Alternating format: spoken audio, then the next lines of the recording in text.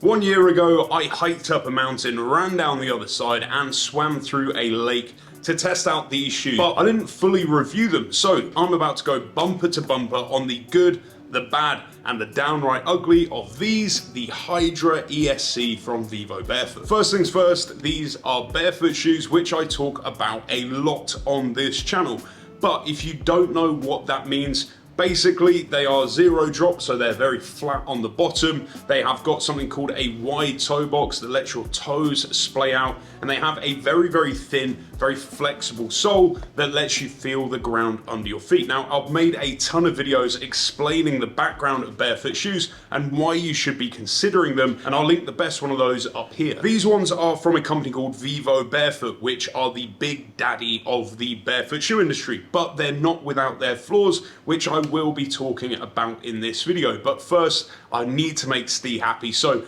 what can I tell you after a year of thumping up and down hills at 240 pounds in a pair of Hydra ESCs? Well, starting on the outside, we've got a couple of really nice Gucci features on this shoe. The most dominant is definitely going to be the sole, which is the sole that they use specifically on shoes in their ESC lineup, like the Tracker Forest, and has been made in partnership with the tire company Michelin. If you've seen a lot of my other review videos featuring this sole, you'll know that the grip it kicks out is nothing short of wizardry. And that's because their ESC range is biome specific. Now, the Forest ESC was made to excel in a forest environment. The all-new Jungle ESC, this one, which I'll be reviewing in a couple of weeks, this was designed to excel unsurprisingly in a jungle environment. And these ones, the Hydra, they were made for a wet environment, for swim running specifically, trail running in wet and dry mixed terrain environments, and these soles absolutely deliver for that. In fact, I've referred to these soles in the past as a scalpel, and I absolutely stand by that. They are incredibly flexible, so they really mold to whatever it is that you're stepping on, which is definitely a bit of a weird experience, but it feels much, much nicer than it sounds, and what hooks a lot of people on barefoot shoes.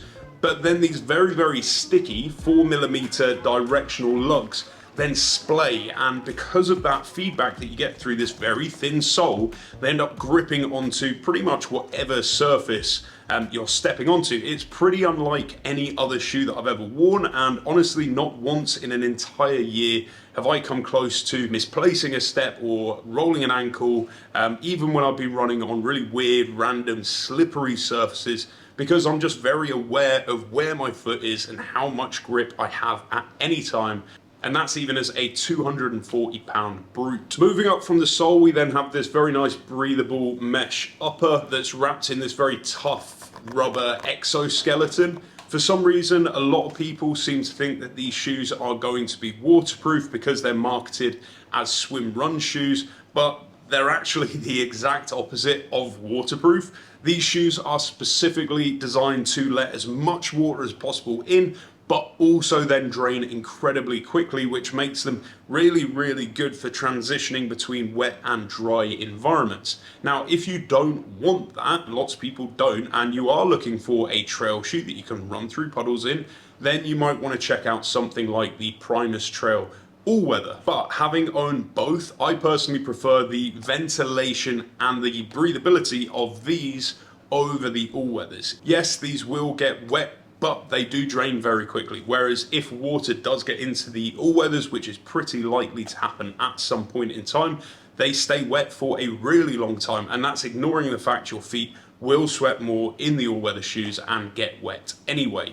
What I personally have taken to doing on shorter run or colder days where I really do want dry feet is I just wear Gore-Tex socks, and that means that I can have access to these very, very grippy soles that are really quite incredible without having to compromise with wet feet or owning multiple pairs of shoes. Now, you might very well ask, I know I did, that if the purpose is drainage, then what does this exoskeleton do? What's that for? And that is an excellent question, and I can only theorize the answer, but what I think is that the mesh is very, very thin, just to be able to maximize that drainage, and that makes it more susceptible to external friction damage, and this exoskeleton stops that from happening. On Vivo's website, they say it's made from something called a TRC, or a tough rubber compound. Not exactly the most scientific name, but it does seem to do its job. I have not personally had any issues with the mesh ripping, nor have I had any issues with the tough rubber compound exhibiting any signs of wear or breakdown.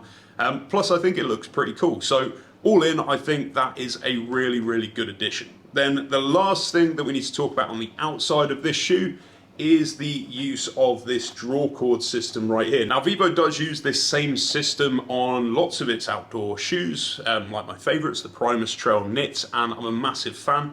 They let you get a very tailored fit in a few seconds, and for me at least, it's never come undone. You can also adjust them on the fly, which in these particularly I've done a few times when I'm swim running in a hot climate. My feet have been swelling in the heat when I'm running, so I loosen them, and then when I jump into the cold water, my feet shrink, so I tighten them back up a bit, which I just wouldn't be able to do if I was relying on traditional laces. That fitment has also helped prevent blisters, which is something that I've never had an issue with in these shoes.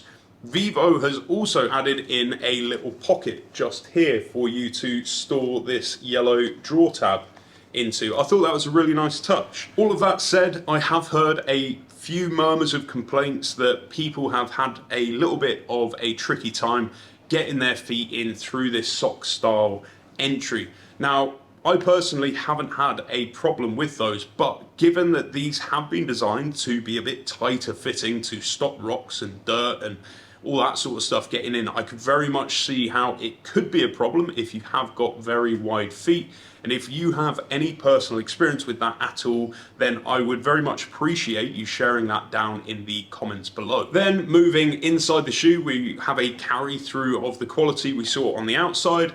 The first thing that jumps out is this bright yellow removable insole, which if we compare to a insole from a more traditional Primus Trail, you will see that it is very, very heavily perforated, and that's just to help the shoe drain. And apparently, it's also been made from an algae that's harmful to the ocean, which I thought was quite cool and interesting.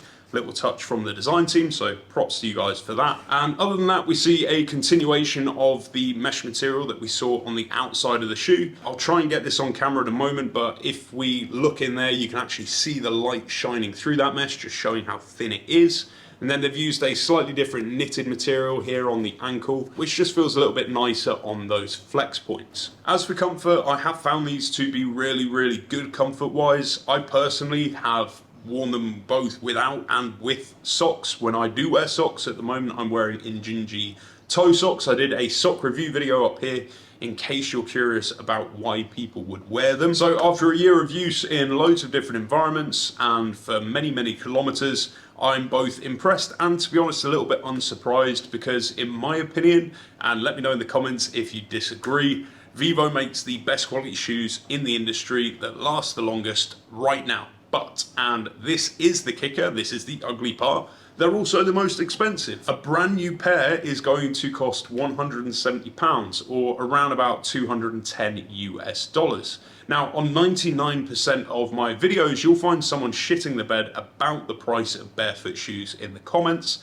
So I'm going to share 2 reasons why I think that's a fair price and 3 cheat codes to get around it. Number 1 is that the barefoot shoe industry is about as niche as you can get. It is not a big market, and manufacturers have got pretty significant research and development costs, even though these are minimal shoes, just to be able to source the best materials that are properly fused so they don't rip apart every time the shoe flexes. Number 2 is, on top of that, Vivobarefoot specifically is a B Corp, which means they pay their staff and their suppliers a fair wage, and they are as environmentally conscious as possible from their packaging to their supply chain, which means a much more conscientious supply chain than, let's say, the like of Nike's. Personally, I don't like the idea of sweatshops, and I'm generally prepared to pay a premium for products I will use for a long time, just to make sure a 4-year-old is in school and not stitching my shoes together so that I can get the cheapest possible price.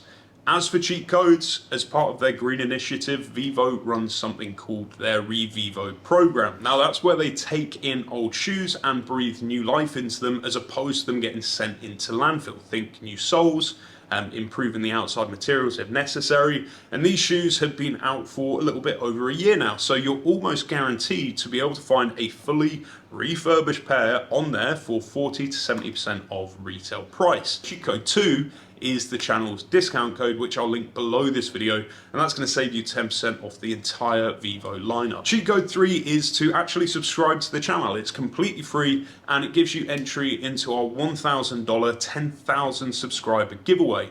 We're closing in on that number very, very fast, but full details can be found in the description below. So when it's all said and done, are the Hydra ESCs the shoe for you? Honestly, I have no idea, but I do know they've served me very well for trail running, road running, and just generally dicking about on short day hikes. So much so, I just got a brand new pair, which is what I've been showing you today. The grip is unreal, the quality is second to none, and if you do get them, I honestly doubt you'd be disappointed. If you have any questions, make sure you hit me up in the comments section down below. Have a great day.